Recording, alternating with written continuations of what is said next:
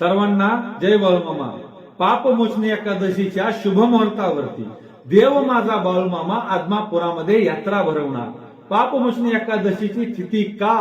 कारण त्या एकादशीच्या दिवशी सकळांचं पाप, सकळांचं दुःख माझा देव काढून घेतो, स्वतःच्या पायाखाली घालतो. 16 तारखेला प्रत्यक्ष देव गुरुमाऊली कृष्णात ढोणे महाराज यांच्या अमृतवाणीमधून जगाचं भविष्य, जगाची भाकीत करतो. 33 कोटी देव तिथं हजर राहतात. माझा मामा सांगतो, पाडवा एकादशीला माझा तिथं 16 निघतो. या 33 कोटी देव 16ला हजर राहतील. वागा पुऱ्याच्या अंगी मी संचार घेतला या, चालविन चालविन ढोण्या बाळाची क्रियागा चालविन. भाकणुकीचं 4 शब्द मनुष्याला 4 शहाणपण का शिकून जाते. त्या दिवशी भाकणूक होती. सर्वांनी शांत चित्तानं ती भाकणूक ऐकायची. अरे प्रत्यक्ष देव ती भाकणूक ऐकायला हात जोडून उभे असतात.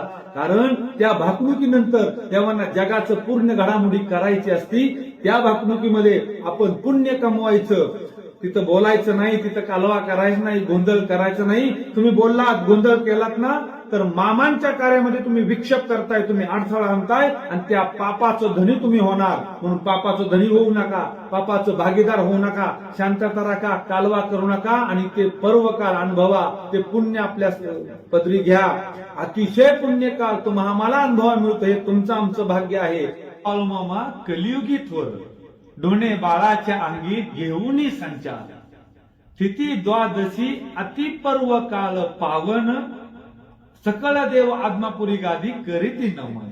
देव बाळूमामा वाचून जगाचं दप्तर, 33 कोटी देव राहुनी हजर, उभे ठाकले जोडोनी या कर. या तिथीला, या पर्वकाला आपण सर्वांनी हजर राहू, शांततेचं पालन करू आणि पुण्याचं भागीदार होऊ. सर्वांना जय बाळूमामा.